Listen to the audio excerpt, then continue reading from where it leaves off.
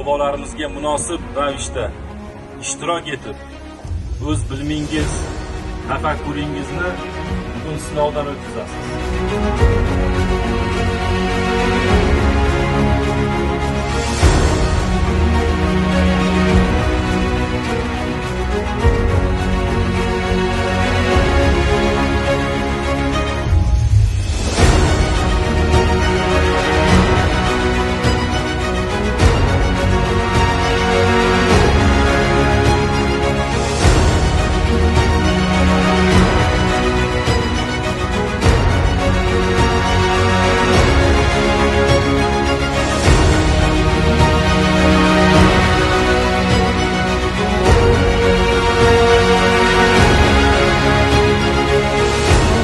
Buxoro viloyati bo'yicha respublika tanlovi o'tmoqda, jadidlar izidan tanlovi.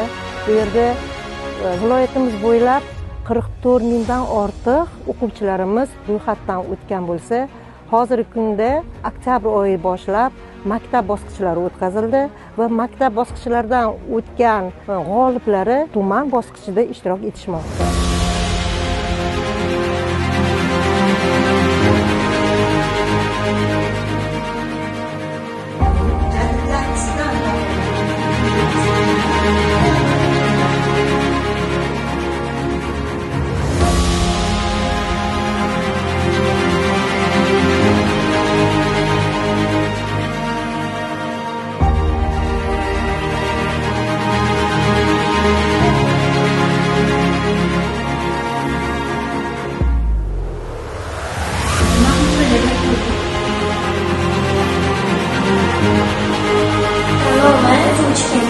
Bu Abdulahov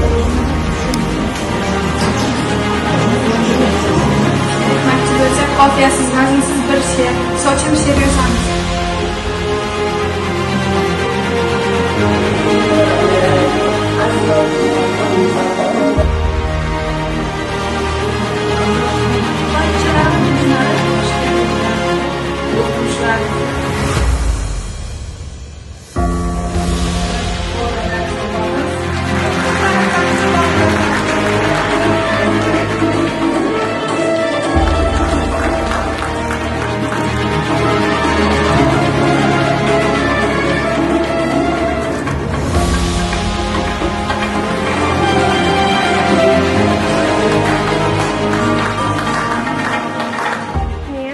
Tumani 25-maktabining 9-sinf o'quvchisi Husenova Maryam hozirda bo'lib o'tgan jadidlar izidan ko'rik tanlovida birinchi o'rinni qo'lga kiritdi va men bundan juda xursandman. Keyingi bosqich, ya'ni viloyat bosqichida ham tumanimizni sharafini oqlagan holda birinchi o'rinlarni qo'lga kiritishga harakat qilaman.